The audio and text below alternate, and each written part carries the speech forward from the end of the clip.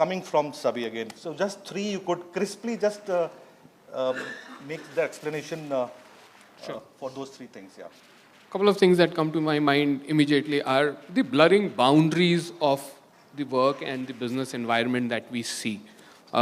You mentioned it, Mr. Prem Singh mentioned it in his conversation earlier, is that the way these boundaries are changing. For example, today, the technology and the medicine are so closely working. We have a chip, you get it in your hand, that chip would make sure that me and my doctors all the time are aware of what is my metabolism, how is my sugar levels changing, when does it change, by when do what I eat, how does that impact my metabolism, how does that impact my sugar levels, and so all this. So it is a chip that works from here to my mobile and to the doctors that I work with who would keep monitoring, and the boundaries have blurred.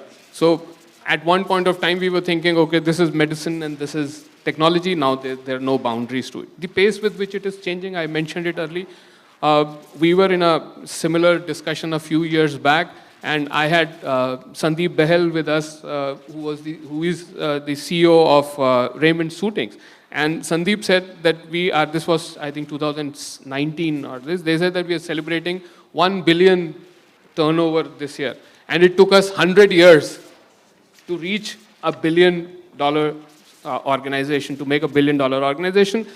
That week itself, we read in the newspaper that Amazon, they were doing $1 billion sale in that one day. So one day, they are doing $1 billion sale versus a company taking 100 years to reach. The pace with which the things are changing. So the world is changing like that, and business is changing like that. Leadership and management will have to change like that, and we will have to start thinking with that mindset and with that speed. World was going where it is going. So pandemic did accelerate it, but it's not that it has really turned the world upside down. So I think organizations were moving in this direction. We had to decentralize, which we had to do anywhere, and at some point of time we had to digitize. We had to be more agile to survive in the new world order. So all that was happening. We had to be more sustainable. And Schneider, since I'm representing the organization, I can give more examples from our side. We've been thinking in this direction. For example, a few years back, we decided that we're going to do away with headquarters concepts. So in our organization, there are no headquarters. We are spread around the world. The leadership is spread around the world. We are a French organization. Our CEO works out of Hong Kong. And even within the country, while we've got larger offices in different locations, Delhi happens to be a bigger office, Gurgaon, but it's not the headquarter per se, because the leadership is spread across and decentralized. I mean, physical is just one piece of it, but the decision makers is decentralized, the thinking is decentralized, and the powers spread across the organization are decentralized. So that was one thing that we were thinking ahead of time, and we were already working in that direction.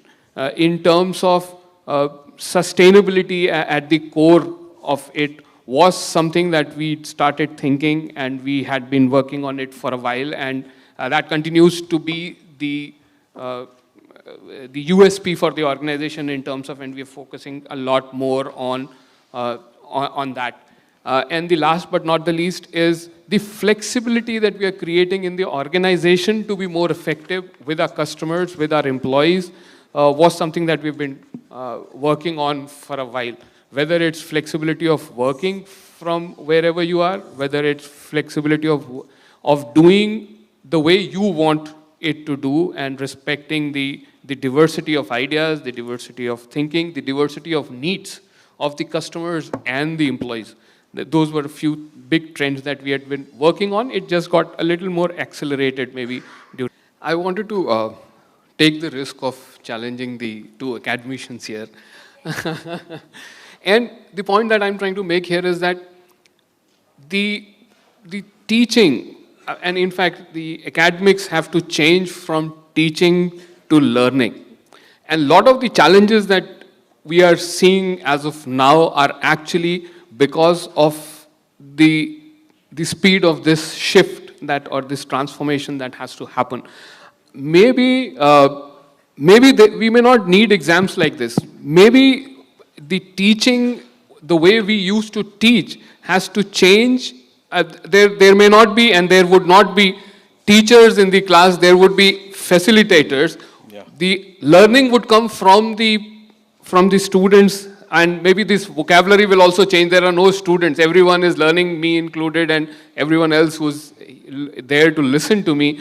We will have to just incubate, create opportunities where learning will happen. So teaching in the form that it happens where someone who knows it all, and then there are others who just have to learn and see and do what I do, will have to change.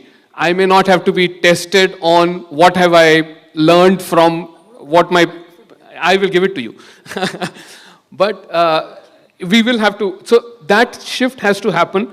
I know all of us are struggling about it. Academies and academicians are struggling a lot. Just one last thing, and I think this joke that you made actually is the point that I wanted to make. and I was taking a dig on ourselves when we started our careers as HR. It was called administration, then personal and administration, then so we call it human resources and organizational development and etc., whatever we call us now. But Bachwa, we are doing what we were doing then. So I think that shift has to happen, that mind shift has to happen. That's what I was referring to when I said we need to change. And we included in the organizations when this whole shift was happening, we wanted a lot more meetings. I'm giving an example. In the organization, we wanted a lot more meetings to happen virtually.